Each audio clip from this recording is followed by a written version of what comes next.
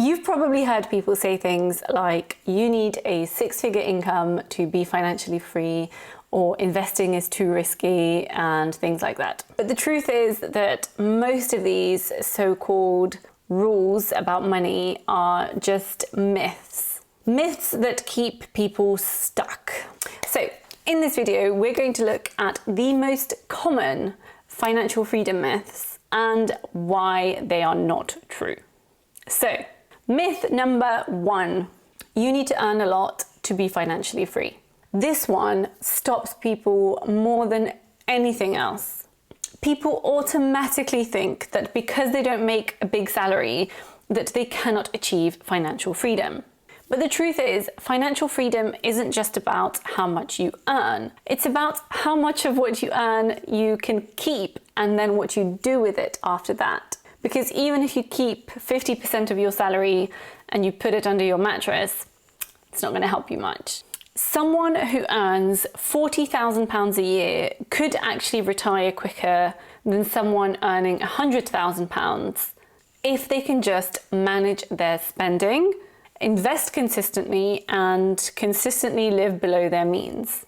I've spoken about this before, but actually learning to live on a smaller amount as your sort of basic happiness will help you achieve that freedom so much quicker, because you will need far less every month to make as passive income, for example, in order to be able to potentially not work. Does that make sense? So just because you don't earn a lot, that doesn't mean that you can't make financial freedom a reality. Myth number 2, financial freedom means quitting your job.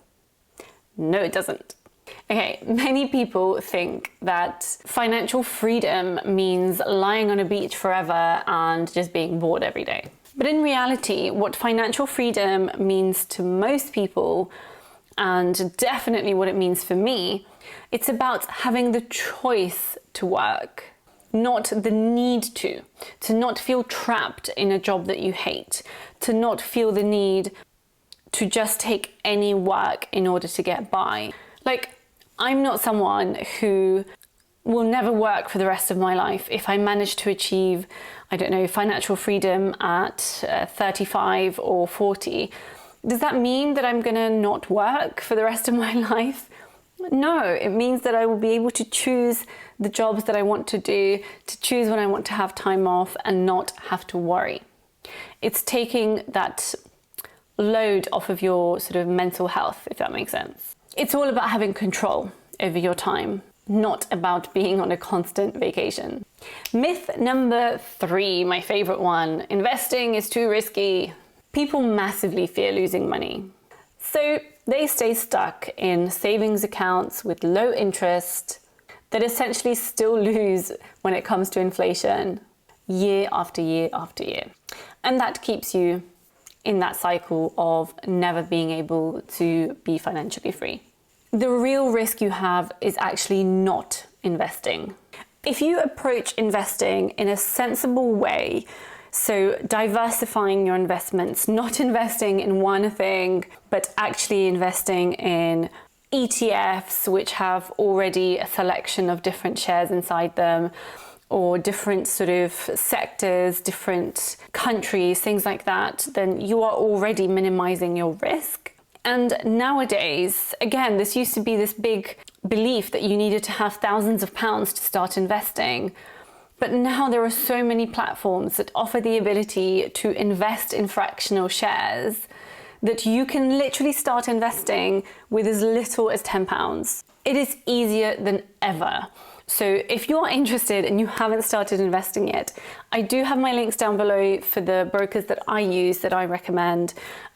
Yes, they are affiliate links, but obviously I incredibly appreciate if you do use them because it massively helps me. But the point is, don't feel scared. You can start with a small amount of money that you're comfortable with and just learn as you go along. Also, you could copy people on a platform like eToro if you wanted to. So for example, you could copy me if you think I know what I'm doing. You don't have to make those decisions what to invest in yourself. You can just copy people that you can see their portfolios, how they're doing, what their month-on-month returns are and stuff like that. But anyway, I digress. This is not sponsored, by the way. Myth number 4.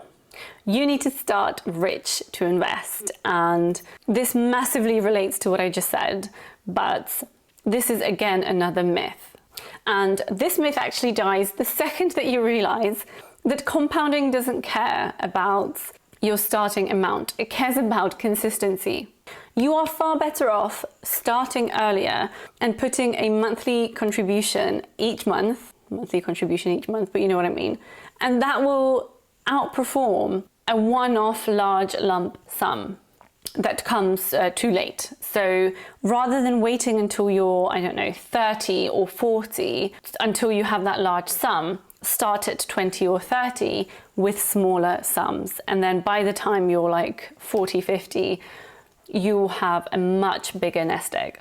And the final myth is that financial freedom happens fast. Social media is so good at glamorizing quick wealth, you know?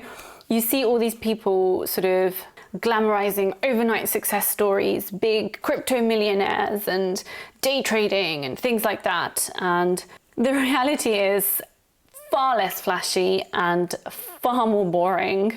Like I said in a previous video, slow, boring, consistent investing is far more sustainable, far more likely to give you success.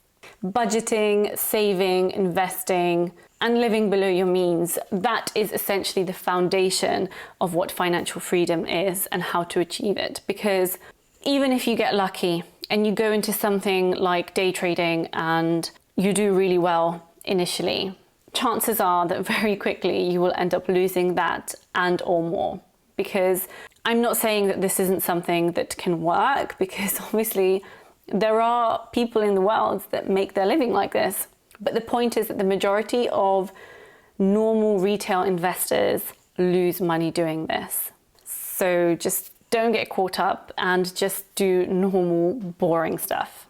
So in conclusion, financial freedom isn't a fantasy, but it's also not a quick lottery win, and that's that. It's a completely disciplined habit loop that you need to build now. Earning your money wisely, spending your money wisely, spending your money intentionally as well, and investing regularly, even if it's small amounts. Don't let these myths hold you back. Start your investment journey as soon as you can, because you will thank yourself for it later. So if you want to build free from money myths and start your financial freedom journey, then first of all, if you're not subscribed, do subscribe to my channel. But also, like I said, check out the links down below to get started on your journey. Thank you so much for sticking around if you've made it this far. Don't forget to give the video a thumbs up if there's anything that's been useful for you in this video, and see you in the next video. Bye.